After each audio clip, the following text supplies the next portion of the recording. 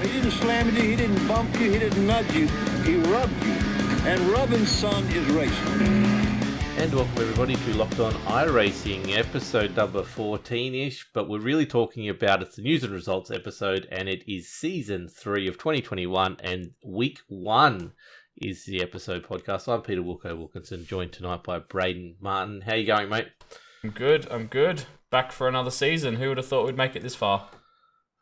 Not me. And especially with what's been going on, we're bigger and better than we were a season ago, which is even better. So thank you everyone who has hung around and has been helping spread it out, spread the word, and helping with the new sort of formats we're doing. So straight up off the bat, if you're listening to this episode, just so you know, we premiere our episodes now on YouTube. So Locked On Lads YT is the YouTube channel. Go check that out. Give us a subscribe if you can. We are on the hunt for 400 subs, and we're going to keep on going till we get to the 1,000. But you head over there. We premiered this episode on a Wednesday night. I'm going to say at 8:30, and then which is conveniently straight after Ozicar Formula Vee. So watch the V's and head over to our YouTube channel and watch the news and results podcast. And then Sunday is the interview podcast. It goes live on YouTube around about 7 o'clock, depending on the length of it, because we try and finish it before Sunday Night Lights from Top Split TV, so which we've got a bit of a segment on in this podcast. So look out for that.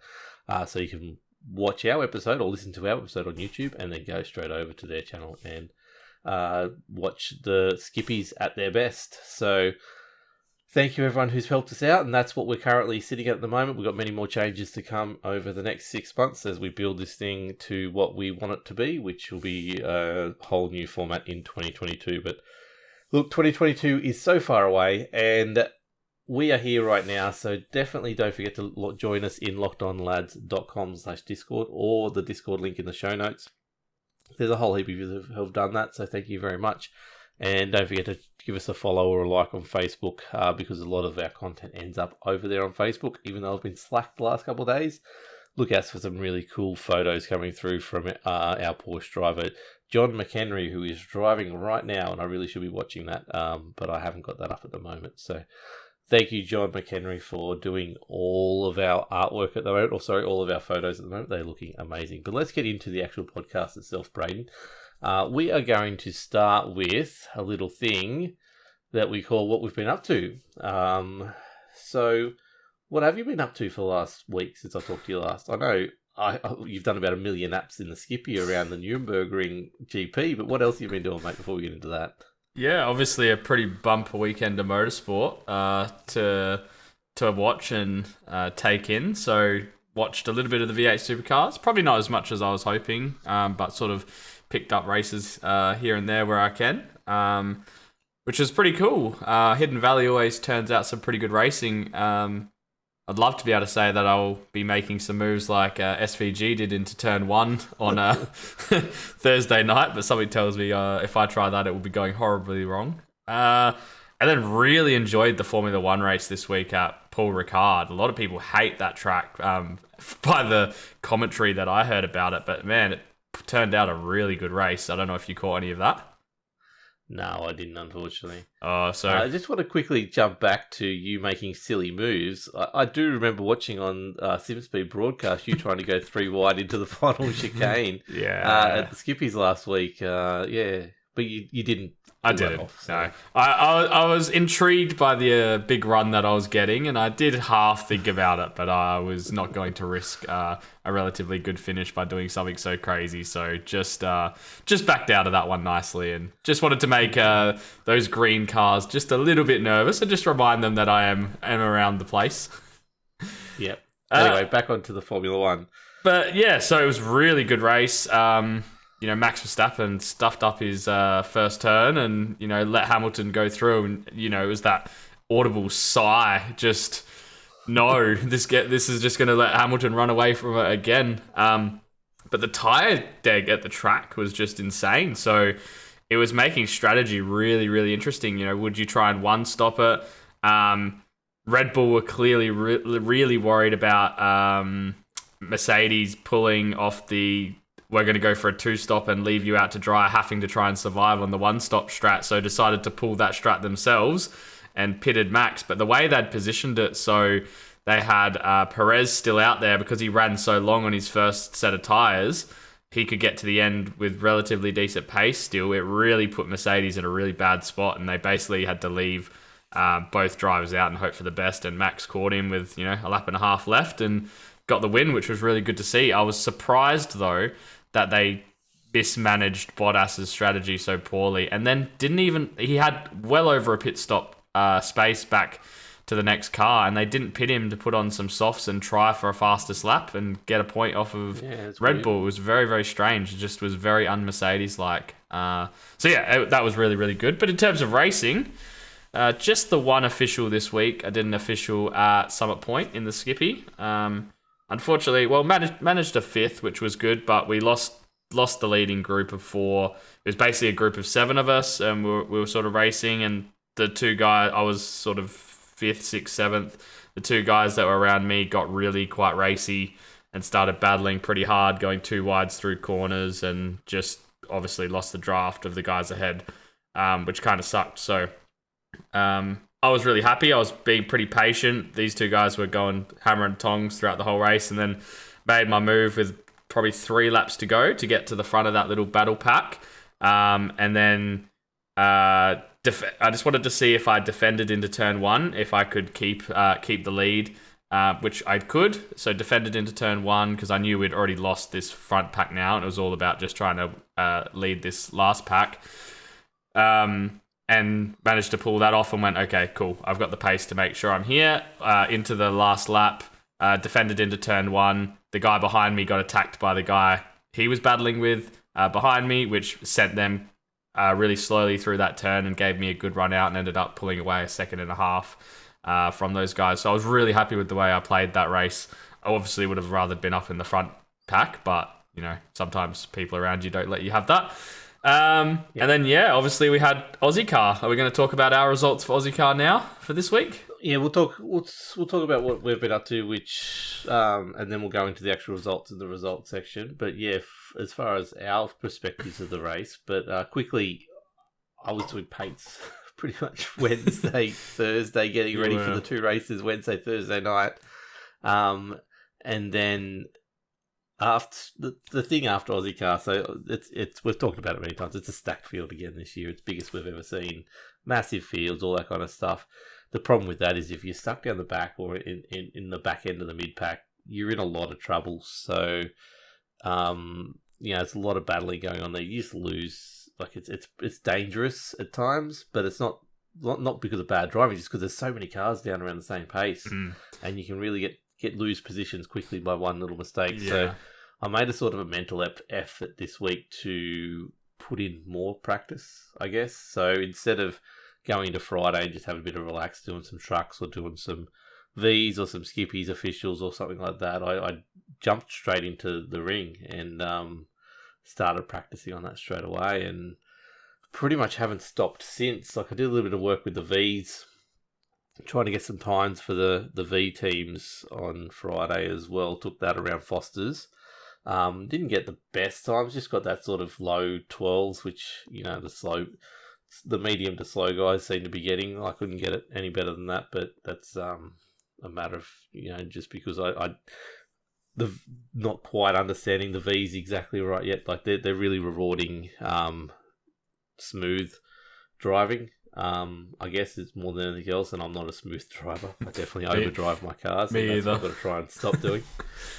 So, but yeah, it was interesting to see that. I tried to make a video on it for the guys, but that didn't work. And then I realised I hadn't even pressed record on the thing, so I spent half an hour and hadn't recorded the thing anyway. So, but yeah, it sort of went to circuit, the Montreal circuit. I'm not going to pronounce it right, so I'm just going to say the Montreal circuit for skippies for Ozicar, and 34 cars took the grid. 2 of them were race control and a commentator to make it 36.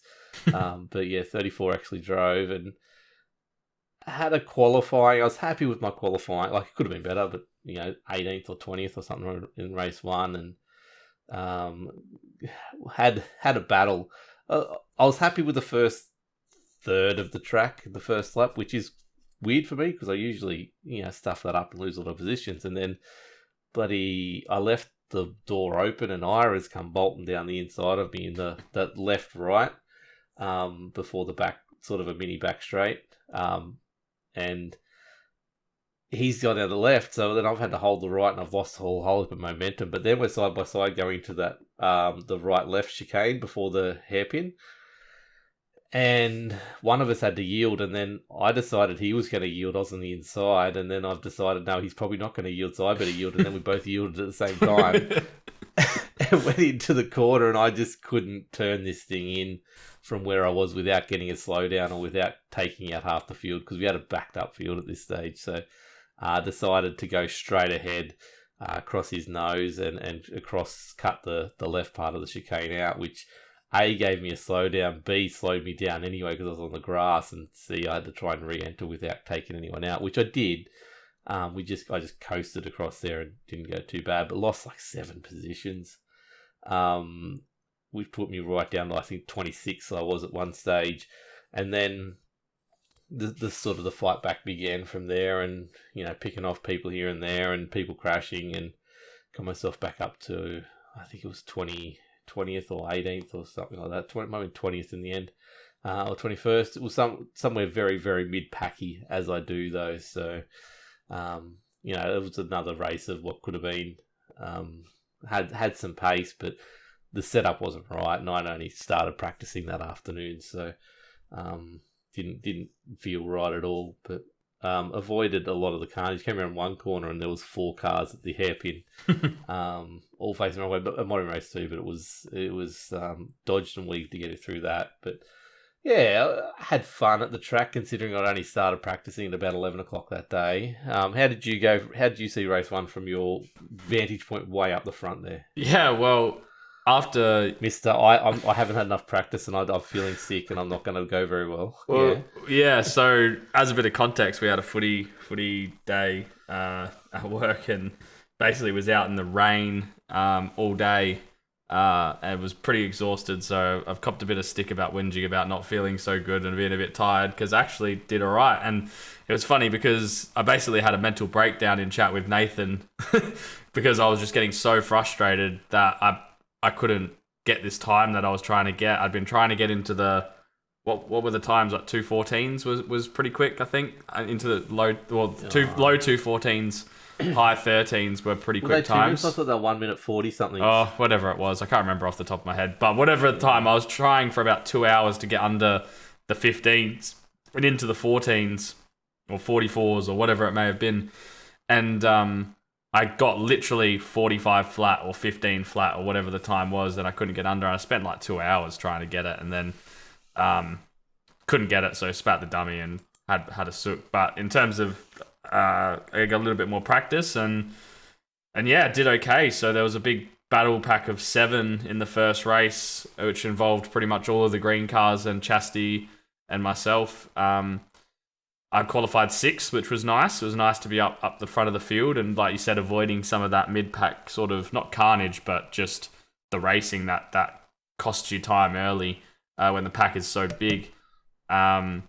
And yeah, we talked about in that driving school one with Ira that, you lose 2 or 3 seconds here or there. It's just impossible to get that off. And in fighting, which you are fighting with like 7 or 8 cars back there, and, one's a little mistake, there's 5-6 seconds off your lap. Yeah, and with the fast guys... You're never going to get those positions back. Yeah, and with the fast guys at the front, if your aspirations are to get inside that top 5, as soon as you lose time to them, they're not making those silly mistakes very often. So it's really quite hard. So it was really good to have a good run up with them. Alex John caught us. He was sort of a pack of 6, and then he tailed onto the back. And then with about 3 laps to go, he decided he was sick of being stuck behind Donald and myself and stuck it up the inside. And that kind of cost us that little 1 second as he made that move. I think he realised that he wasn't going to be able to get to the podium if he sat behind us. He wouldn't be able to make up, the 4 or 5 positions in a lap to be able to get up there, and decided he had to get to the front of that pack and hope he could drag us up to the back. But unfortunately, all 3 of us dropped off of that group. So it was basically, again, the front 4 went off, and then it was us 3 sort of battling for that last 5, 6, and 7th spot. And I was so happy with myself. I had faked that 3 wide into the chicane on the second to last lap with the draft, and then pulled back in behind. Faked it.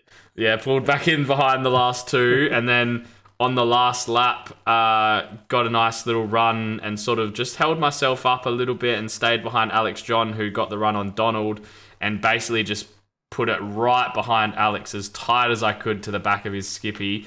I actually had a little slight lock up, and I was a bit nervous that I was going to hit the back of him.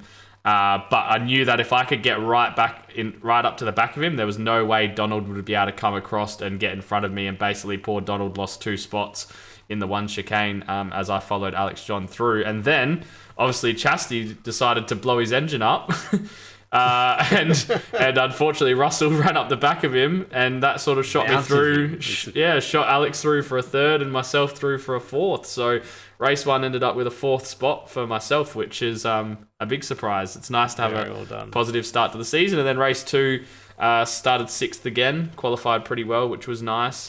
Just to interject here, it was a 1:55 you couldn't break. Oh, there it is. You finally got into the 1:54. Yeah, there you go. And, so some of the boys got into the 1:53. Yeah, so race 2 qualified 6th. Pitted relatively early. I gave Chastity an almighty scare going into the pit lane because I basically sent it pretty deep and made up like a 2.5 on him, but in the process of doing that would have filled his mirrors full of my skippy, which was a bit scary. But then just pushed too hard trying to stay with him and Russell on the out lap and the sort of start of the second lap, and got a slowdown into the chicane and also a slowdown into the sort of second right-left, which basically dropped me 4 or 5 seconds off the back of those 2, and I just couldn't make up that time as they worked together. But managed to come home for another 6th place in race 2, which somehow has got me, I think, 4th in the championship. Yeah, which is... I'm really, really happy with that start. So after the last 2 starts, I've basically had the most disastrous first rounds you can have. It's nice to be on top. And then, like you said, I've done a lot of laps around Nürburgring GP this week, so no excuses. It just happens to be the nearest locked on racing person to you is Nathan Verney, your teammate in 9th. Yeah. So it's been a lot of laps. It's been good fun though, and so I guess no excuses this week for not doing relatively well, which probably means I won't do very well. But that's how things go. So we'll see how we go. Yes, so race 2, what did I qualify around the same again? So 2021st. I didn't have a very good single lap, but I definitely got a lap in. I almost put it into the wall a couple stages, so was lucky to get a lap in, which put me, sort of mid-pack. I decided to go long, just because there was so much chaos going on, and I didn't want to get stuck in it. I wanted to get some open air and just race. And as Ira was pointing out, he went into the pits just behind me, and when I ended up coming out at the end of the race, I was 16 seconds in front of him. So definitely was the right decision to make as far as I was concerned, but got stuck behind a couple of people. Had Jamie Willett come up behind me and then get in front of me, and then I couldn't get past, and then sort of watched him battle with McKellar and Chastity and Clark as they came through the field. And thanks for that, Jamie, by the way. Yeah. If anyone wants to keep doing that with those guys, feel free. Stop being so courteous to them. Be courteous to me, but just none of those green cars. Keep holding them up. It'd be great. Yeah. So that was interesting, and I seem to always find myself around Philip Paradiso as well. I don't know what it was, but every time I I'd make a mistake and he'd get right up close to me, or he'd get in front of me. But it was all about just consistent pace, which I didn't mind. Behind Jamie, I was okay. I was going about 95%. I would have liked to have been in front of him and leading and actually been able to get away, or at least go 100% on my lap time. But, there's a few spots where he couldn't, like especially the hairpin. Like I was probably 4 car lengths back and I'm coming to the hairpin, and I'd have to pull myself up because of how heavy he broke into that section. And I tried to line myself up. I'm like, I just got to be behind him for there, and I can just stuck down the inside. And then that's when McKellar caught up to me, so I let him pass. And that's then when Chastity caught up to me and had to let him pass, so I couldn't quite get away with it. But kids at home listening, always practice pit entry on a new track, because I went into pit entry. I had never done it before. I didn't even try it, so I had no idea. And this one's one you got to keep your foot down. Instead of breaking into the corner, you keep on going. And I lost. Like, I went in, I tried to undercut Jamie because I know I'm better on colds than most people, or cold fronts anyway. And so I went in a lap before I should have and tried to go, but I just slowed down too much. And lost about 3 or 4 seconds on him when I came out, and that was it. But then found myself in 17th and had Farron right behind me, which was, I thought, oh yeah, Farron's going to get past me. I really need to hold on to this, and it felt like he was almost being courteous to me, because every time I'd make a mistake, he didn't want to go past me and push the point. So I think he's saying that he was just waiting for him to make a big mistake, and I never did, and I held on. Sounds like he knows you too well. That's it.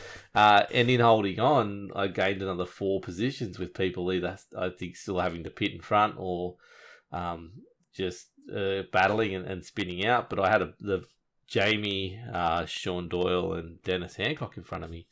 And then all of a sudden I went across the line. I think Jamie might have got a slowdown across the line, with a slowdown, got a penalty. Which put him behind me as well.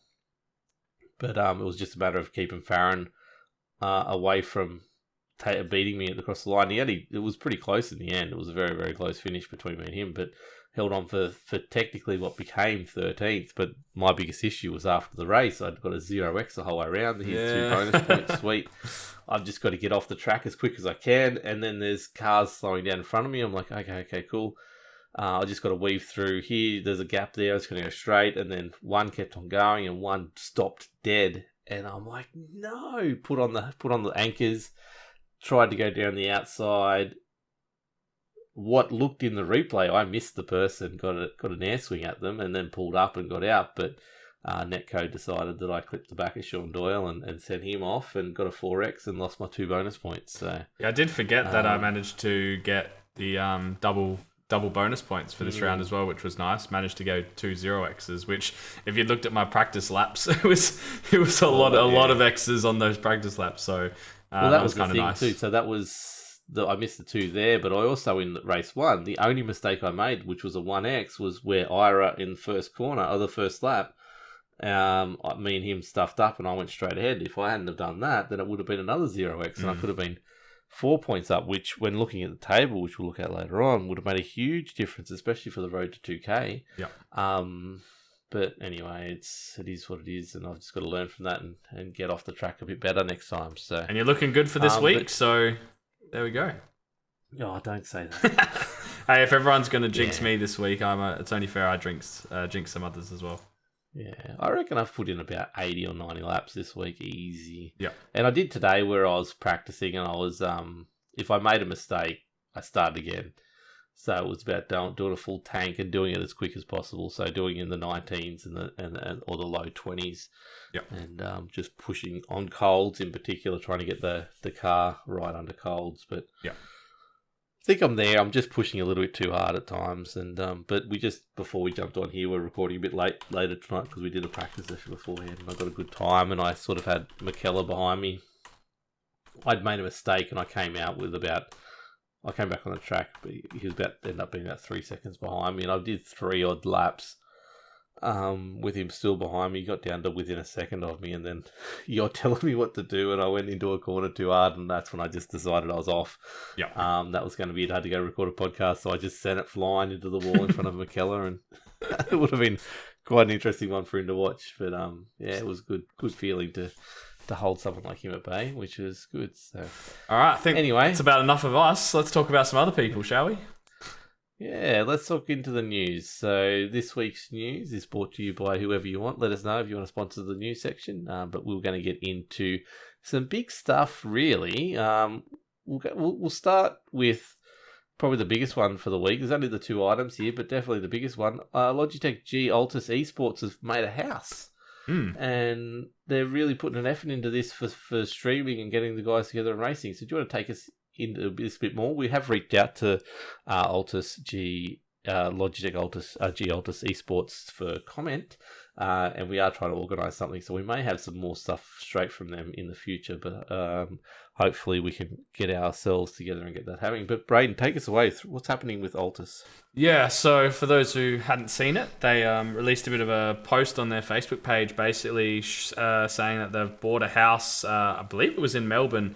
They put out about a 4-minute video sort of going over what it kind of entails, where they're going to have basically a dedicated sort of streaming room and a whole bunch of, 4 odd simulators with the top of the range stuff. I think there's going to be, I think it was 2 permanent residents that will sort of be living there full time, and that's sort of going to be their space. But then there's obviously room for others to come in and, do practice or, come over and stay and do some races, but basically a bit of a team hub.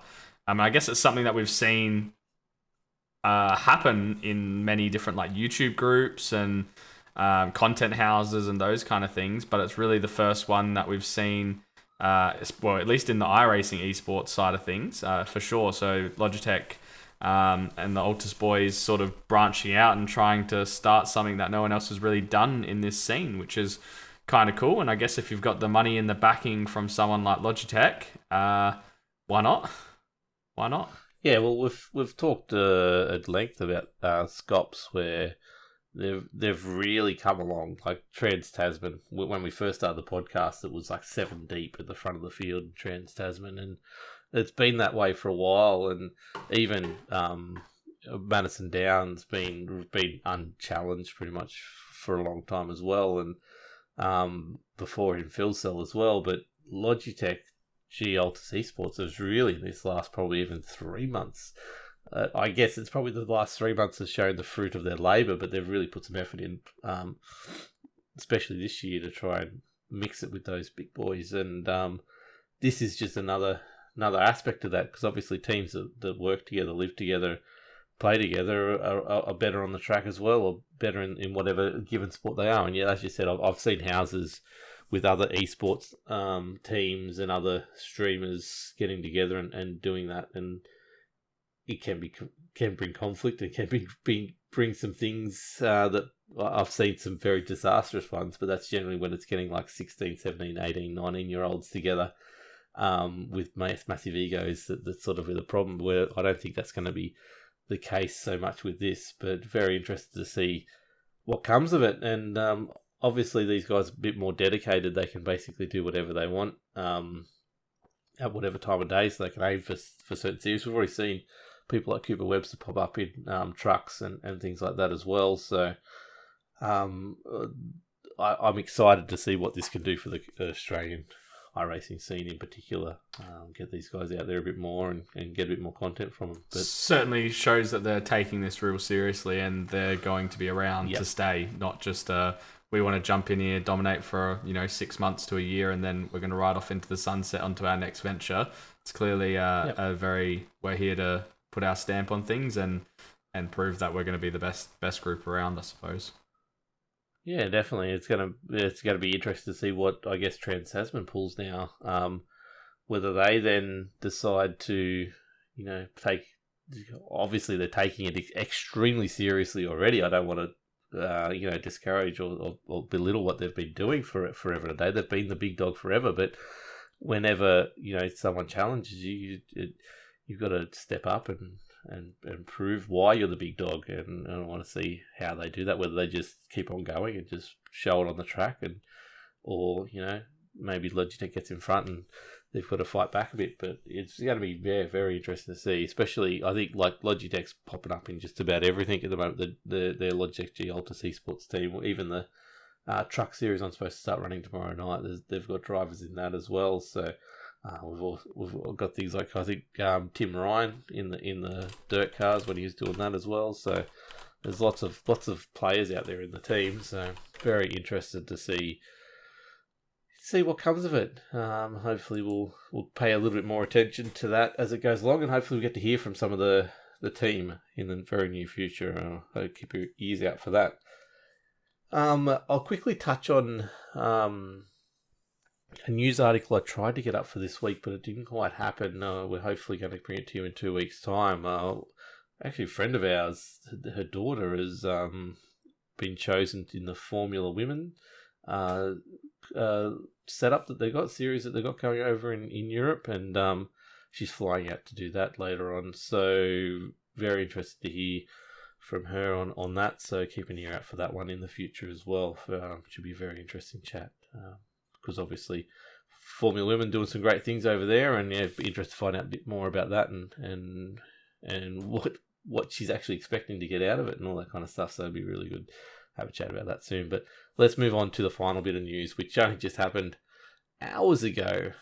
Jamie Skeller, man behind Trax Racing, or Trax Rivals, has announced yet another series. Brayden, what's happening with Trax at the moment? Yeah, so a few series are in the works, actually. So they've basically just announced that they're going to be running a Gt3 series that's going to run over 4 weeks. So the Gt3 series registrations have opened for that. I think it's $15 to enter. And obviously, you beat your rival, you get money in Bitcoin, and also if you come in the top 3, you get a bit more substantial prize money. So 125, 75, and 50. And then if you feature in the race highlights, you get another $5 worth of Bitcoin as well. So they're running a 4-week sort of championship that will run starting Sunday, the 27th of June. So they're going to Brands Hatch, Suzuka, Road America, and Imola for the finale. And that's in the Gt3 cars. So there's going to be 5 different cars that you can drive, if I remember reading that correctly. But they've also announced an F3 series as well. So the F3 series, same format, 4 races over the 4 weeks. Everything else is the same, but except they're going to Road Atlanta, the Red Bull Ring Grand Prix, Silverstone Grand Prix, and Interlagos for the finale as well. So in the F3 car there. So yeah, a couple of cool championships to get involved in if you want to. They also did over in their Discord, if I remember correctly, put up a supercar series as well, but that one's not open for registration yet. So keep an eye out for that one. But yeah, head over to the Trax Discord or head over to trax.racing to get all the information about that. Definitely do. I'm just trying to find it now. Just trying to get the last little bit of information on in news. We semi-started. When I say we did. So we basically put together a Formula Vee strength of field. We put the word out on the forums and in the different Discords and on Facebook to turn up at 7:30 p.m. Australian Eastern Time on Monday night. And everyone get together and we'll try and make it the biggest strength of field we can. Thank you to everyone who popped by and did that. 3,237 for the first effort, giving a couple of days' notice was really good. It was one of the stronger races of the day, and even the second split was definitely one of the stronger second splits of the day as well. It's pretty much on par with the European and the American top splits when they get together with their mid 3,000 mark. There was one race, the second race of the season, which had almost 4,000. We weren't quite there, but definitely a good start to it. 7 splits on the night, which is really good to see. So we'll go into those results a little bit later, but thank you to everyone who dropped by. And if you are keen, just simply go on to the official race on 7:30 p.m. Australian Eastern Time on Monday night and register, and you'll be part of the strength of field. And hopefully I'll get some points together and do a bit of a table in the coming days when I get a free moment, and we'll post that somewhere and get a little bit of excitement about Monday Night V's. So coming off the hot heels of Sunday Night Lights. So if you want your open wheel slow car action, then you've got 2 strength of fields, 2 back to back. So we sort of made it 7:30 to be more friendly with the New Zealand markets. So well done to everyone who did that. But let's get into the results.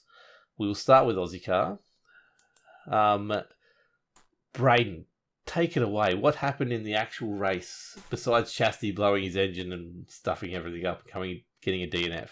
We're going to start with Thursday night, or we're going to start with Wednesday night now that we have some Wednesday night into action? Night. Formula V's happened. That's right. What an awesome night. 33 people while we're recording the interview with Daniel Gray. We were paying attention to the interview, we swear.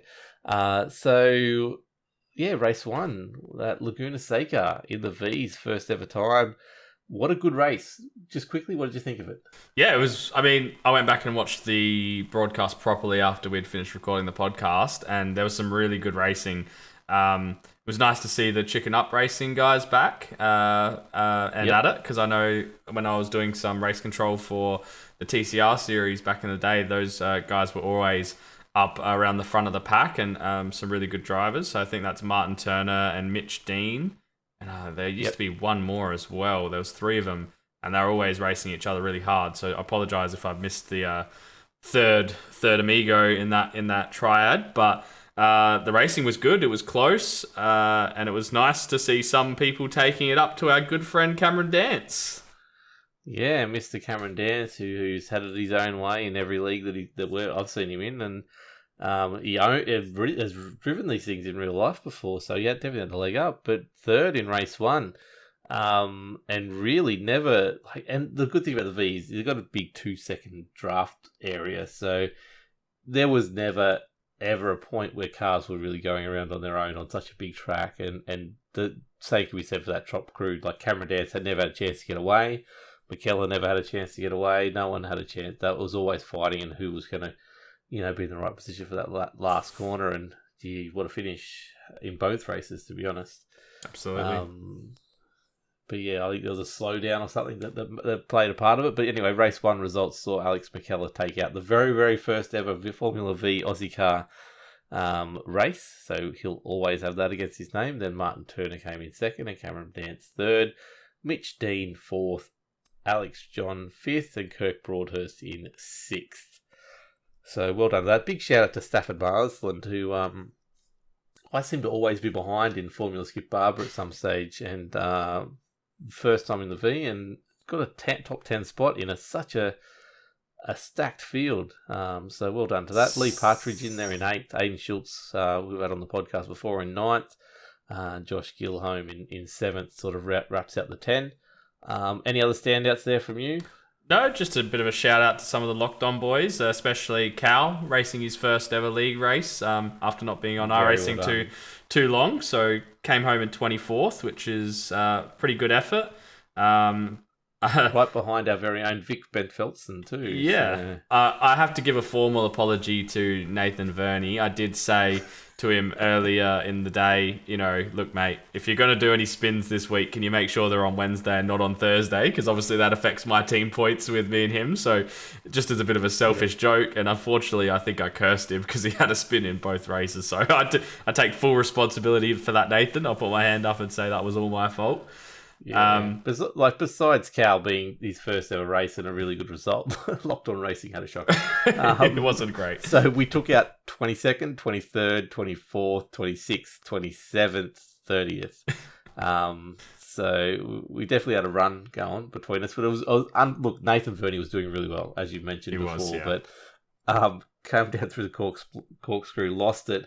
But not only lost it, then lost it into Jeremy Bush, our other Locked On new racer. And then the cars were as one. They could not get these things untangled at the bottom of the corkscrew, and I thought someone else was going to hit them. And so if we were saying when a Skippy mounts another Skippy, it makes a Formula V. What happens when two Formula Vs mount each other? What do they make? Matchbox car, I guess. I don't know. Oh dear. Yeah, no, there was a lot of dry humping going on there, but it was bad stuff. But yeah, well done to Cal. That was a really good race. Well done, mate. Race 2, which then introduced a pit stop, half hour worth of racing. This one Cameron Dance held on by like .04 of a second or something stupid like that. There was half a car length. They dragged down to the finish line. McKellar couldn't quite get the final corner, enough grip coming out of the final corner to get it past him. But then his teammate Alex John in 3rd was a really good effort as well. Martin Turner holding it for 4th, Lee Partridge in 5th. Sean McKenzie, what an effort, 6th. Well done. Dennis Hancock in 7th, Theo Taylor in 8th, Stuart Crawford, well done in 9th, and Ray Oliver, a new name in the league, 10th. So well done there. Nathan Verney sort of did spin, took Ira out. unfortunately, but got his way back to 13th, right in front of Ira. Other than that, shout out to Cal again, 25th in the race. Well done. Very good effort. He got sort of hit up the rear at one stage, which sort of cost him having to do a pit stop and stuff like that, unfortunately. But really good effort once again. Vic into 21st, Leon into 20th. Some better results there from Locked On Racing. Any other standouts you see there? No, I was just going to, if you're ready to move on to the points, I was just going to say Alex McKellar sitting on top with 99 points after the first round from Cameron Dance, and Martin Turner tied for second, so it's already really tight up the top. And I think this series is going to be one that comes right down to the wire, which is what we want to see. Alex John ever consistent in 4th with Lee Partridge in 5th. Jason Gilholm 6th, Sean McKenzie 7th, Ray Oliver 8th, Ira Felberg 9th, tied with Stuart Crawford, sort of to round out that top 10 cars. So it looks like it's going to be a pretty tight battle. And then you've got Lee Partridge, who's basically taken a bit of a stranglehold already on the road to 2K championship points for the Formula Vee. So for those who don't know, the road to 2K sort of points is for those people who are under 2K iRating, sort of to have a bit of their own championship within the championship. And Locked On iRacing sponsoring that little championship this season, if I'm correct. No, we're actually sponsoring the whole. Oh, that's right. For this one, we are. That's originally, right. that was what I came on for, but he upgraded me to the full package. Look at that. So thanks, Ira, you're a legend. But yeah, we are actually branded on both Ozicar races at the moment. So yeah, really, really exciting stuff. So, so Lee Partridge 80 down to Sean Doyle 64 in that road to 2K, and Jackie Chalmers in 3rd in 63, just over Paul Jackson. All the way over from Scotland, I believe, is Jackie Chalmers. Yes. Yeah. Yeah, no, well done. So it's going to be pretty interesting because honestly, between 2nd and 10th, there's 15 points there. Yep. Which, in a stacked field of 33, it's only going to take one really good result or one really bad result, and that whole table goes on its head. But let's move over to the points for the teams, which sees, unfortunately, once again, top split on top. Pretty dominating at the moment already, 187 points. Chicken Up Racing, well done on sitting in 2nd, 154, that's Martin Turner and Mitchell Dean going very well there. Would have been better to see Mitchell Dean have a better race 2 than what he did, end up last in race 2, but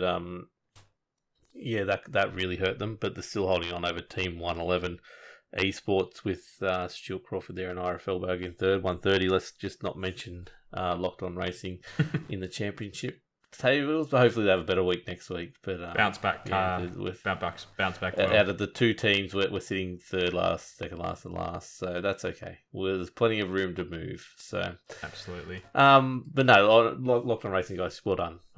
It's always good to see you guys out there going again. So let's move into Ozicar Skip Barber, which I was trying to throw through before, but that's the Thursday nights. That's it. Wow, couple of good races. Yeah. I'm trying to look at you've got links to the actual results. So you want to take away the results, mate? I can do that. So race 1 saw Alex McKellar start off very well for both series, winning race 1 of both series that Ozicar providing this season.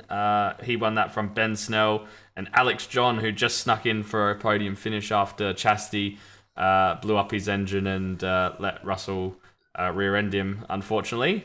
I say unfortunately for him, but it was very beneficial for me. So not that I ever want to see Chastity doing poorly, but it definitely did help me. Got me up to 4th place. Yeah, just to explain, that's the problem. He blew the engine and then got spun around, so there's no way for him to turn back around and roll across the line. And because he couldn't cross the line, he got the toe. It was a DNF, so everyone on that lead lap passed him. That's right. Unfortunately. So, the worst possible result that could have happened. So went from 3rd to 31st in one corner. Yeah, the last corner as well.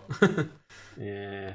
Sorry to rub that in, Chastity. I'm sure you're probably turned off by now. We've probably spoken about it too much anyway. So and all the rest of his banner alliance is probably drunk by now anyway, so that's all good. Donald Savinil took out 5th spot from Sean Doyle, who had a good race, and Russell Clark, who was obviously involved in that little dust up as well. Sean McKenzie, Nathan Verney, my teammate, and Scott Harvey rounding out the top 10. So a good little fight there from Scott Harvey's Harvey. been quick this week too, so keep an eye out for him in the ring. Some new faces around the place. Jamie Willett's finishing in 12th, starting from 17th, which was really good. Brady Baldwin had a pretty good jump. He started 32nd and managed to get up to 16th, so well done to him in his first Ozicar race. And Ashley Knowles from 24th up to 17th as well, so some really good really good jumps in the field, I should say, this week. So well done to those people for making some big charges. Yeah, definitely. It was good race. So what happened in race 2 officially? Yeah, so race 2 was a bit more of the same. Alex McKellar taking out this one again, pitted early, which was a little bit of a risk with the amount of draft that you could get through this track, and it also meant that he was going to have to fight through some traffic, but just a clinical performance from him over the course of the night. So well done to him, taking out the first race and the second race, the back-to-back. Donald Sabanel taking out second from Chastity, who managed to get that podium this time in third spot. No blowing of the engine. Ahead of Russell Clark, Ben Snell, myself in sixth, Matthew Mites taking out seventh, and then Nathan Verney eighth. So a little locked on 3, 6, 7, and 8. So 4 locked on racing cars within the top 10, which was pretty cool to see. Sean McKenzie 9th and Alex John 10th. Yourself, Pete, 18th up to 13th is not too bad. We had Ashley Knowles go from 32nd up to 15th. And Darren Lasue 29th up to 18th as well. So some pretty big movers in this one as well, which was really good to see. Some people making some progress through the packs. So that takes us to the table. So Alex McKellar is out on top, obviously, winning both races. It's easy to make that happen. 103 points because he gets the bonus points there. And he got the fastest lap. Is that where the pole position? There's bonus points there for certain things anyway. My brain is not working. It's late at night. Donald Sabanel in second, 94. Ben Snell in third. Some guy called Brayden Martin in fourth. Russell Clark in fifth. Equal with Alex John as well on 83 points. Sean McKenzie, well done. Up there in seventh overall, ahead of Sean Doyle. Nathan Verney and then Dennis Hancock rounding out the 10. Any highlights there that I've missed? No. Just want to say that I did think I made the prediction of Alex McKellar being out for a vengeance this season after his teammate took out the season last time. So he's on top. He was my sort of prediction before the series started. So well done to Alex. Yeah, no, definitely. So that leads us on to, once again, the road to 2K, which we mentioned before with the V's, is also happening in Skip Barber. Dennis Hancock takes the lead in that series on 71 points. Farron Hancock's in second on 67 points, only 4 points behind him. Ashley Knowles on third in 62, and then myself in fourth on 60. Minus those 2 points that I would have had me equal third. Anyway, David Summers in fourth on 54. Adam Axon in sixth on 47, and Philip Paradiso, who I seem to always fall myself behind, in seventh on 43. Brady Baldwin, who had a shocker race too, unfortunately, with 42 points, and Leon, Craig, Jason, and Darren all equal ninth on 40 points. So well done, everyone there. Shout out to my teammate Tim Cornt, who's on 23 points without even turning up. Well done. Let's go to the team results, mate. You take it away. Yep, so Top Split Racing on top, both the Alexes on 186. Not quite as far ahead as they are in the V's, though, with Van Diemen Racing hot on their heels, just 9 points behind them.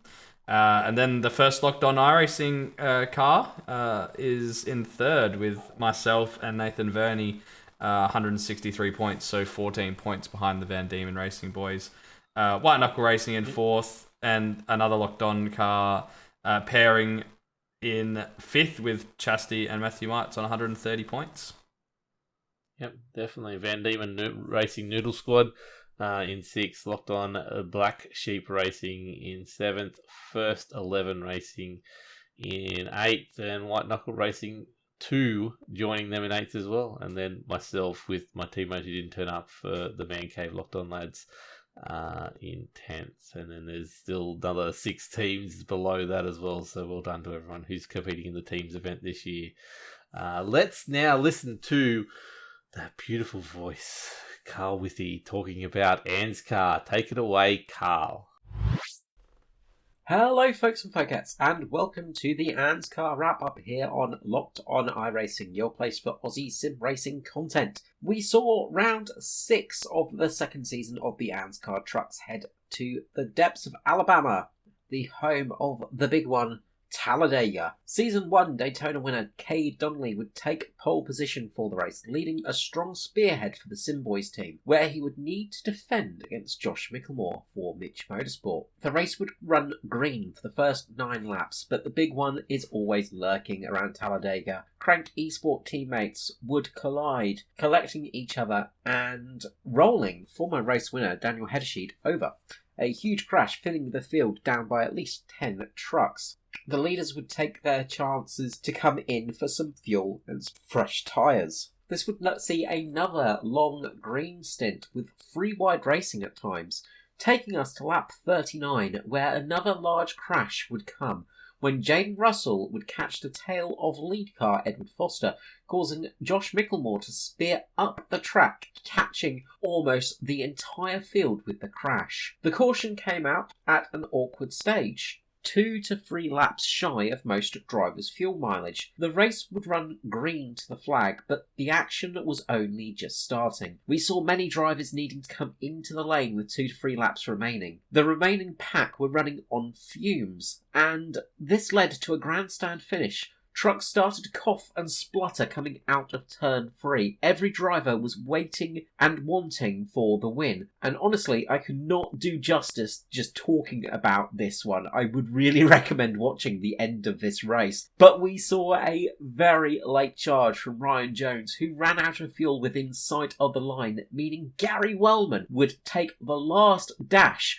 with Riley Curtis next to him, taking P1 by 0.097 of a second over Riley. Nigel Patton would finish in 3rd with Ryan Jones 4th, 31 positions gain for himself. Norman Clark would finish in 5th. This has had some changes to the championship standings. First is still Edward Foster with 229 points. Second, Jason Martin, 27 points down. Daniel Hederschied drops to 3rd with 32 points behind the leader. Mickelmore 4th, 33 points down. Nathan Clark 5th, 42 points off the lead. 43 points down in 6th, Christopher Finlay. 7th, Manny Raymond, 46 off the lead. 8th, James Robbie, 50 down. Gary Wellman, 9th, 66 points down. And Norman Clark, 67 points off the lead. Round 6 of the Wednesday Night Thunder Series saw the Xfinity cars head to Nashville Super Speedway for the first time.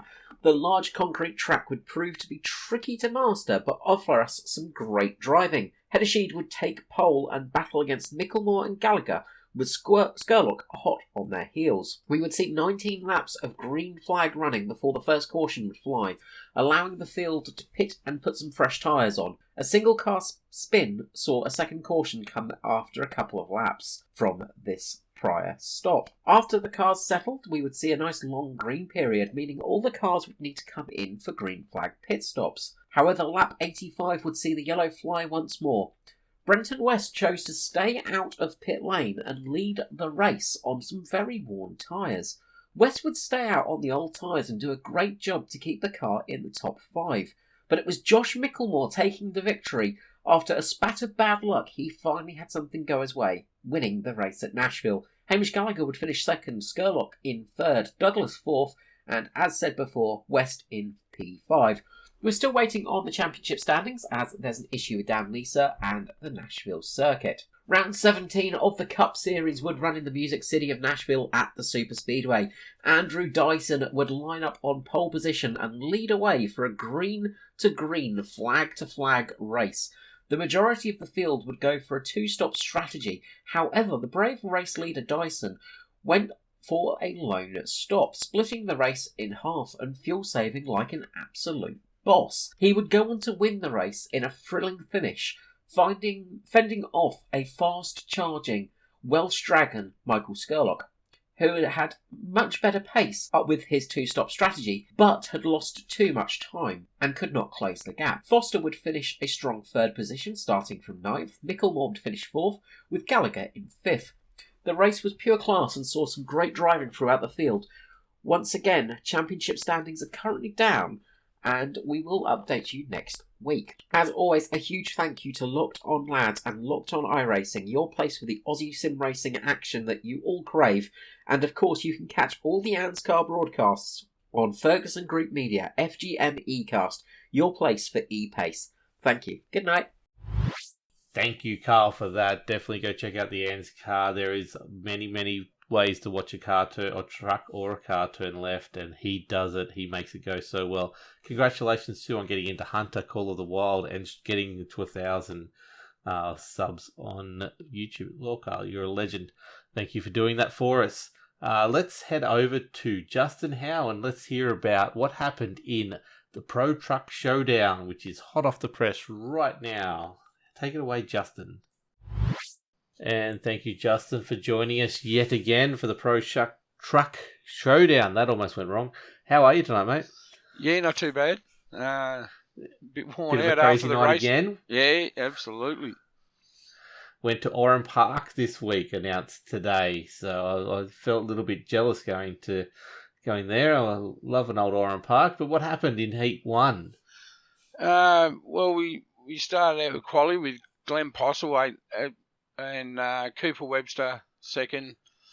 Brenton Hobson was in third, and they were just so fast, yeah. Ben Snell and Jaden Russell all in the 14s, and then it went back to the 15s at Sam Devaney in 6th.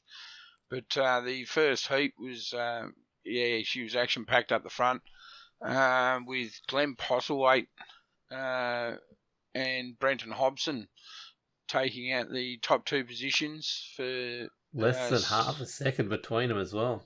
Yeah, with Synergy Sim Sports there, and then Cooper Webster for Altus Esports, who come in third there, took home the bronze. And yourself up there in 5th, mate. Yeah. Shout out for that. Yeah, it wasn't too bad. Yeah, kept it up there. I lost some tyres at the back end of that race. Sam was all over me like a wet rag. Shout out to young Jordan Caruso, starting in 19th, making his way up to 7th as well. What an effort. Yeah, fantastic run by Jordan. And Zach Blanche, one of the dirt specialists. It was good to see him up there in 8th. Yep, definitely some really good stuff there. So, what happened in race 2? We how did you flip it? Top 7 was it? Top 7 flip, which had me starting in 7th. Sorry, I started. Where did I start? No, you started 3rd. Started 3rd. That's right. Yes. Ended up in 7th. But Brenton Hobson took out the royalties again. For Synergy Sim Now, Sports. how much of Jordan Caruso was there doing a bit of a strategy there, coming from 19th and finishing 7th, just so he could get pole position in race 2? Oh, no, there was a bit of a gap there. There was no strategy. He was working pretty hard. There's no doubt there. He done well to get up to 7th place. Yeah. Okay, cool. So race 2. So Brenton Hobson, Hobbo in 1st and Caruso in 2nd. What did you see from your angle going from 3rd to 7th? Lots of cars passing me and a few mistakes. I made a few mistakes, and me and Ben Snell had a half a lap of side-by-side action. That was insane. And also me and Devantia went side-by-side for half a lap as well. It was great racing with Zach Blanche in there in 8th. So that was a good night.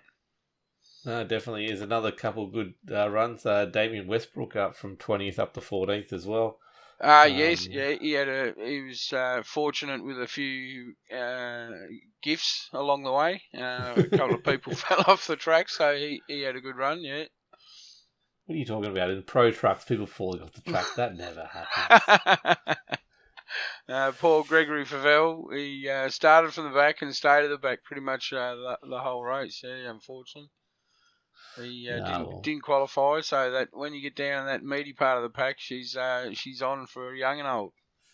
Yeah, she's a bit thick. We're talking about that in the Formula Skip Barber at the moment. You really want to be ahead of that middle pack because otherwise you get bogged down trying to battle it out. Oh, yeah, yep.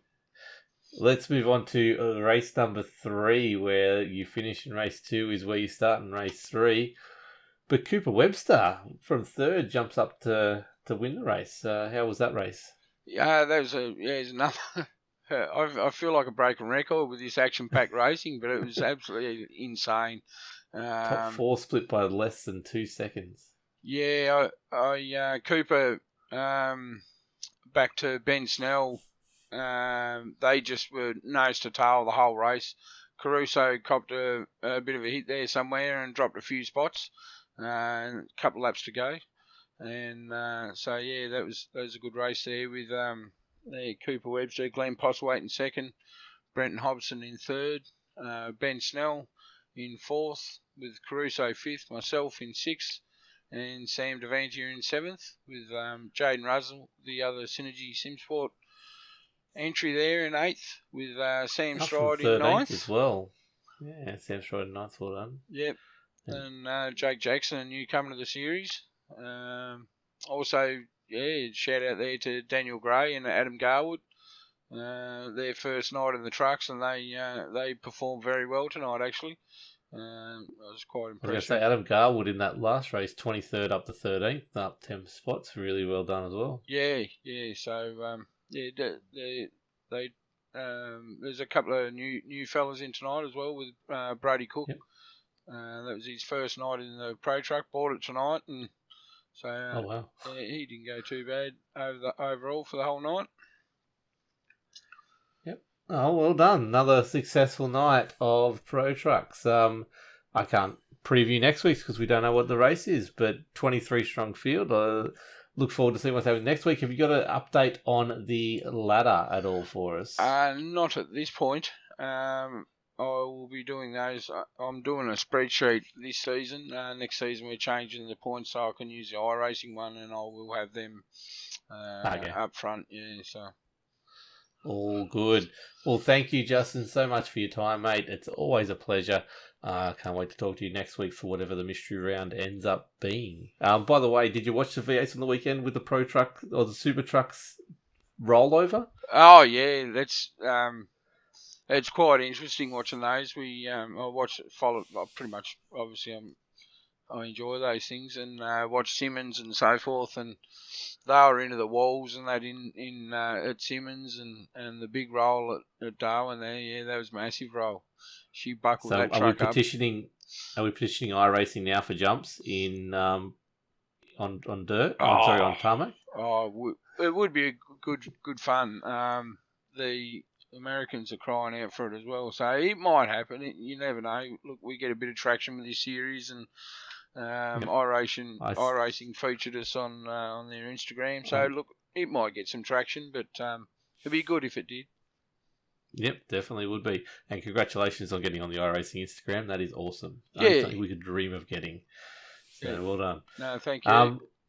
No problems. Any quick shout out before you go. When can people find your racing? If they want to join, what can they do? How can they get in? If you just search for the Pro Trucks Showdown on Facebook at Pro Trucks Showdown. I'd also like to thank Coffee Mugs Commander and Hot Toddy's Heating Installs. And I'd like to thank you guys here at Locked On iRacing podcast for supporting us as well. No problems at all, mate. Until next week, you have a good week, mate. We'll talk to you soon. See ya. Thanks for that, Justin. Definitely go check it out Tuesday nights on SibSpeed TV if you want to check out what's happening with the Pro Trucks Showdown. It is a really, really entertaining stuff. I'm keen to watch back that replay of tonight's race very, very soon. Now, this week we've got a very special one. We've teamed up with Top Split TV and Sunday Night Lights to bring you a more in-depth look at the strength of field race of the Formula Skip Barber that Alex McKellar and his team over there does do.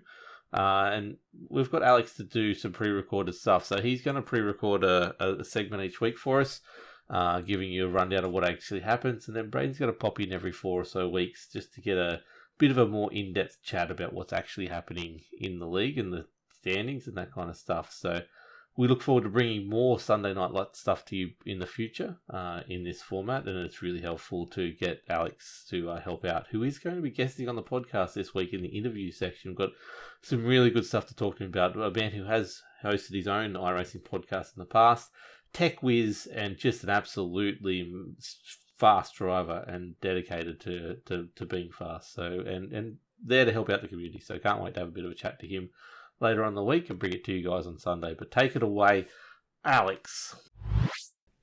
G'day everyone, Alex McKellar here, host of Top Split TV's ongoing coverage of Sunday Night Lights. It's the championship we run on the back of the ANZ Skippy Strength of Field race each week. This week saw the start of season 24 of SNL and a return to the fantastic racing we've become accustomed to every time some of the world's best Skippy drivers take the track.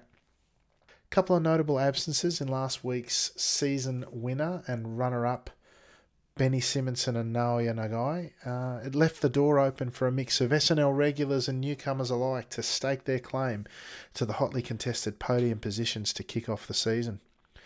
It was a welcome return to the prodigal son, Manu Big Breaks Lucchetta, that saw him grab an amazing pole on his first race back in several seasons after he'd been focusing on endurance events with his Movano sim racing team. Surprisingly, the gap between Lucchetta's time and that of Giuseppe Tellini, who joined him on the front row, at just over a tenth, was actually the biggest across the entire field in qualifying, and the whole field was separated by less than 7/10 top to tail. The Summit Point circuit proving that the opening round would certainly be hotly contested. Perhaps the standout qualifying effort was that of the lone Japanese driver, Gael Kawabe, who secured a second row start with a time good enough to have him fourth when the green flag dropped. It was his best ever qualifying in an SNL event, and it was not for lack of strong drivers either in the field, with an opening race drawing a soft reaching a tick under 4,600. Sam Devantier led the local charge in qualifying. The Cowboy stuck his speedy snail Skippy on the third row of the grid, the 10th seeded driver starting from 6th. With the likes of world-class Skippy drivers Ludwig Guidi, Christian Perez and Julian O'Fray missing out in quali and setting times only good enough to find themselves starting in the bottom half of the field, the stage was set for an action-packed season opener. As is so often the case with high-quality Skippy races, there were hotly contested pockets of excitement throughout the field from start to finish. The Iberian Racing School's Christian Perez, after qualifying 15th and gaining several positions in the first couple of laps, overcooked his run into the primary passing location at turn 1 on lap 3 to find himself in last position as he proceeded to really demonstrate his class by charging through the quality field to all but latch onto the lead pack, bringing Julian O'Fray along with him and ultimately securing a top 5 finish in an outstanding drive. Even into the later stages of the race, we saw a lead pack swell to as many as 10 of the 18 drivers in the field. Fascinating dice has sprung up throughout, with the likes of Ludwig Guidi, who fought through from 10th to take his turn at the front. The other Movano Sim Racing team driver ultimately coming unstuck as he and his teammate went 3 wide into turn 1 with Sam Kuitert on the final lap, with Guidi on the extreme outside getting shunted off the track after contact on the inside between Kuitert and his teammate Lucchetta. Kuitert, who'd been forcing much of the action throughout the race, came off worst, with his tilt at the podium ending in a last lap DNF as a result of the incident. Guidi, however, was able to continue on to complete the race in 4th position. First of the podium positions was secured by Giuseppe Tellini, who managed to parlay his excellent front row start into a third with an incredible show of patience in an angry lead pack. Tellini avoided the key incident in the final lap to sail by and hold on for a great finish. In his best SNL showing to date, Alexis Vico, who was the 16th seeded driver in a field of 18, started 3rd and again with speed and a cool head steered his Skippy to his first podium finish as he crossed the line in 2nd place. But it was Big Breaks himself, the returning Manu Luqueta, who ultimately took top step on the dais with an incredible combination of speed and control that saw him secure 260 official championship points, along with the maximum SNL points to finish out the night. The ANZ contingent of local boys of Joshua Fidge Johnson, Team Milo's Russell Clark III, and the Cowboy Sam Devantier finished line astern in 12th to 14th respectively, with Fidge Johnson the only one securing SNL points in the opening round. So, noting that the SNL Championship points are allocated in the top 4 splits on a Sunday night, we quickly turn our attention to our regulars who cut their teeth in the lower splits. Split 2 saw no fewer than 3 Team Milo drivers turn out, with some notable top split regulars finding themselves battling for the right to return to the hotly contested broadcast race in the coming weeks. The Norwegian arm of the Speedy Snails driver lineup, Håkon Grebstad, took out the second split by the tiniest of margins at 22 100ths of a second from Team Milo's Ben Snell. It was great to see one of ANZ's top flight drivers in Team Milo's Luke Whitten back on the track, who, while securing pole, was only able to bring it home in 7th position, just ahead of his Team Milo teammate John Scholz. Jeremy Bush, who plies his trade in the Ozicar ranks, turned out for the SNL event and finished 14th in this race, no doubt planning bigger and better things to come. The third split saw some of SNL's diehards battle it out. I'm extremely excited to say that the race was taken out by one of our own, Mark Jeffrey, the likeable character most known for his ever-present positivity and enthusiasm for the category, taking the Green Ribbon Award for the night presented to the winner of the third split. Similarly, the great Ken Hyams rolled his skippy off the trailer for another SNL season, managing to snare 12 SNL championship points for his 7th place finish. Expect to hear more around the grounds reports of multiple splits in our ongoing SNL coverage, as this is a community-based event, and without the strong support of our regulars, we would certainly not be where we are today. They were there in the season where, on one occasion, we covered a single split with a strength of field that barely troubled the scorers at a tick over 2,000. Right through our most recent seasons, where our average strength of field has been in excess of 4,500. And we have come so close to achieving our first 5k strength of field, which is something that we still have our sights set on for this season. So thank you to those who've stuck with us throughout the 24 seasons of SNL. As we always say, this series is for the community, by the community, and that's how we like it. To finish off our coverage, I'll quickly take a review of the championship standings after round 1. With no surprises, we see the top 3 held by the podium places in the top split. With a bonus point for pole position, Manu Luqueta holds a 2-point lead over Alexis Vico and Giuseppe Tellini. We have to dive down to 10th position to find our first ANZ charger in Ben Snell, with Joshua Fidge Johnson kicking off his tilt and going better than his 5th overall position last season, finding himself in 17th. Great to see Mark Jeffrey in the final spot on the leaderboard in 20th position. For now, folks, we turn our eyes to round 2 as the SNL Caravan makes its way to Sonoma once again, the drivers tackling the more popular Cup layout this season. But before I sign off, I want to say a big thank you to all the drivers who turn up and make the SNL race each week the biggest show in town as far as official Skippy racing goes. We have consistently been the highest strength of field globally for the last half dozen seasons or more. We have a proud record of having produced the overall official iRacing Skippy champion for the last 8 consecutive seasons on the back of the amazing quality of drivers who come to strut their stuff each and every week. Benjamin Smith was the last ANZ driver to take out both the SNL and official Skippy seasons in SNL season 19. So we're calling out to all the would-be ANZ Skippy champions. We've set the stage for you. Come take it to the best in the world each Sunday night in the 9:15 p.m. iRacing official race, where if you find yourself in the top split, you'll also be part of our ongoing race broadcasts on the Top Split TV Twitch channel. So come and get your name up in the Sunday night lights. Finally, thanks to our friends over at Locked On iRacing. This is a partnership that we're Top Split TV are very excited about. It's another way to spread the word of what this community is all about, and we're certainly proud to be a part of their growing network of coverage of the local iRacing scene. Until next time, this is Alex McKellar signing off, and ciao for now. So, Brayden, you're pretty excited to talk to Alex a bit further about that in the future? Absolutely. I think Sunday Night Lights is one of the good things going in the ANZ community. And we're really hoping that teaming up with Alex, we might start to try and see a little bit more ANZ drivers getting into that top strength of field and being able to push back some of this European dominance that's going on at the moment. But if you want to see some high quality skippy racing from some of the fastest, legitimately the fastest guys in those cars in the world, make sure you check out the Top Split TV broadcast on Twitch on Sunday nights. It's always an amazing race.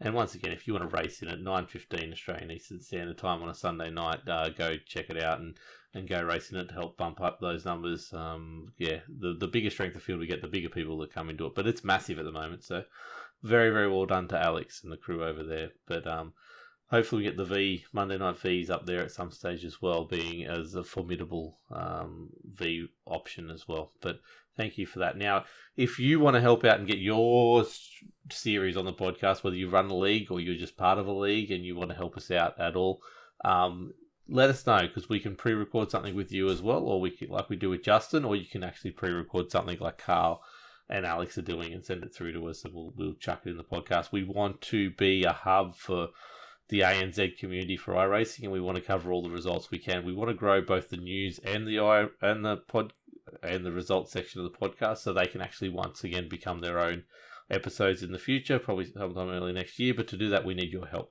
So if you are interested, even if you've got news, a new series that you've got coming out, something, team changes, anything like that you want to let us know, get in contact us. We'll pre-record something for you and we'll drop it into either the news or the results section of the podcast.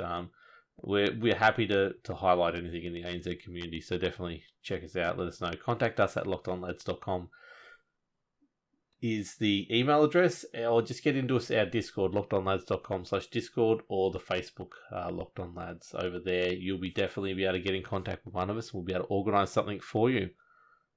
That is it for the actual podcast now. So, Brayden, mate, what do you got lined up, and where can people find you? Yeah, so I'll be streaming. I don't think I really did on the weekend. I just did a quick little chill practice stream while we're running around the Nürburgring doing some practice. But when I do stream, you can always find me at twitch.tv /the1DWade. Shout out to Buzzer888 or _888 who dropped a little follow on the Twitch channel overnight. So thanks for the little follow that you've given. And if you want to hear me talking some rubbish about motorsport or football or something that I'm probably angry about, feel free to give me a follow on Twitter at Brayden Talks. Now I hear there's a bet going on when the Swans play the Port Adelaide that the loser has to punt a Milo car in Aussie Skip Barber. Is that what's going on? Well, I think it was a good bet because either way it benefits someone. Everyone likes to see a Milo car on the side of the track. I'm just kidding, Milo guys. You know I love you. Yes, we do. So, look, thank you for everyone listening. You can find myself at Locked On Lads on Twitch, on the YouTube channel Locked On Lads YT, which is where you find all our podcasts first and foremost. And generally, we're going to be in there chatting with you. If I can't make it, Brayden will be there. If Brayden can't make it, I'll be there. And if usually we get both of us in there. And when we had Daniel Gray's interview launch, we even had Daniel Gray in there having a chat as well. So pop over and check out the episodes when they premiere, and I'm pretty sure at this stage they'll be 8:30 on a Wednesday night for the news and results, and then 7 o'clock on a Sunday for the interviews. As soon as that episode is finished, that's when the podcast drops on the podcast feed, so it is legitimately your first place to listen to the podcast. If you do happen to follow it on YouTube, which a few of you are already, so thank you for that. If you can go download the podcast still on your app of choice, keep those numbers going for us so we can keep us in the charts. That's really good. We are up there, as some famous person told us during the week on broadcast, 81st in the hobby section for Australia. just above Better Homes and Gardens or something or other. I think the comment was made. However, look, thank you. We are sticking in the top 50 all-time hobby charts in Australia at the moment, and Netherlands we're keeping up with there in the charts as well, in the hobby section as well. So thank you everyone who is helping us get there, which is helping get more people into the podcast. We do have a very special guest, like I said, this weekend for this Sunday's episode, Alex McKellar, and then we've got a very, very special guest the following week as well, which we'll talk about later on. But thank you, everyone who's listening. Go follow us on Facebook, Locked On Lads. Go give us a hello in the Discord. Join us over there, lockedonlads.com/Discord. Otherwise, just give us a review. Give us whatever you can. Just say hello to us somewhere. Wilko's Chill Zone on Twitter. But for now, I'll leave you to it, and we'll talk to you in the interviews on Sunday. Thank you. Have a good one. Bye. Drive safe, drive fast.